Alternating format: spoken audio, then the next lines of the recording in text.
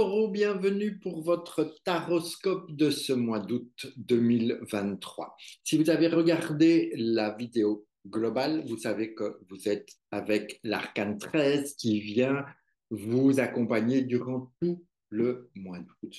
Nous allons évidemment, comme à chaque fois, nous allons aborder trois thèmes, le côté affectif, le côté matériel et le côté spirituel.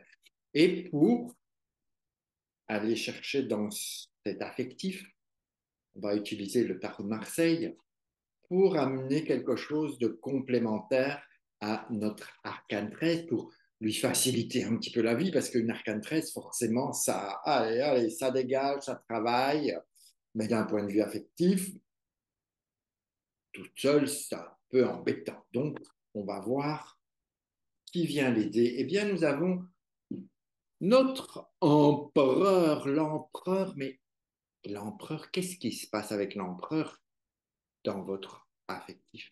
Peut-être avez-vous besoin de mettre une structure. Peut-être auriez-vous besoin de recadrer les choses. Peut-être avez-vous envie de rencontrer un homme. Si vous êtes seul, c'est peut-être le bon mois. Août peut-être vous emmène dans une changement, transformation, identité, et hop, on trouve un homme. 13 et 4, ça nous fait 17, ça nous donne une étoile, c'est intéressant. Donc peut-être, si vous êtes célibataire, une rencontre pourrait se faire. Mais soyons un petit peu plus terre à terre. On vous demande dans le côté affectif, qui peut être avec vos amis, avec votre famille, avec vos collègues, de mettre un peu plus de rigueur, un peu plus de structure, un peu plus de droiture. Pourquoi ne pas prendre les choses en main et diriger les choses? Dire ce que vous avez à dire, agir euh, de façon pas autoritaire, mais quand même, imposez-vous. C'est pas parce qu'on est dans le domaine affectif qu'on ne peut pas s'exprimer et rester sur ses positions si elles sont justes. OK?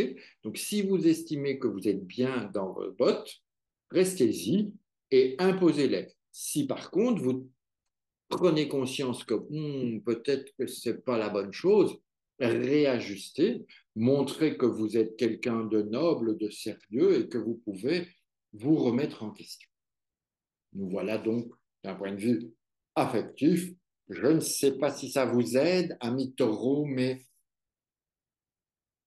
un peu de carré et de structure. Bref, le matériel avec l'oracle de la triade pour nous donner un peu de matière à tripoter notre côté matériel.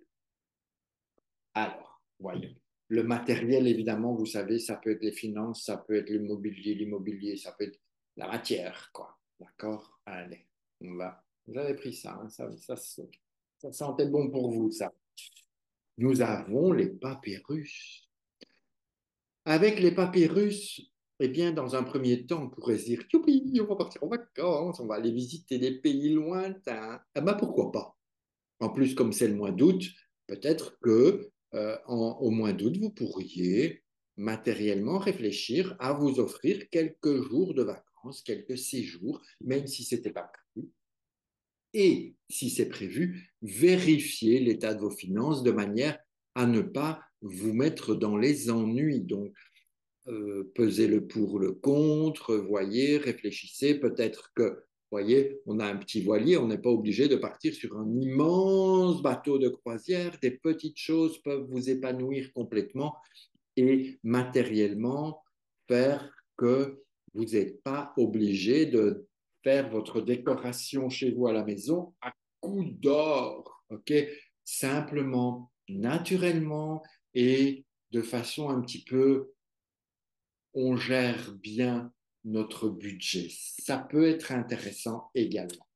Et d'un point de vue spirituel, nous allons voir avec le maître Osho, Osho Zen Taro, qu'est-ce qu'il nous invite, qu'est-ce qu'il nous suggère comme action spirituelle ou comme état d'être, comment se comporter de façon spirituelle, ou voyons. voyons tout simplement quelle est cette proposition faite en spiritualité.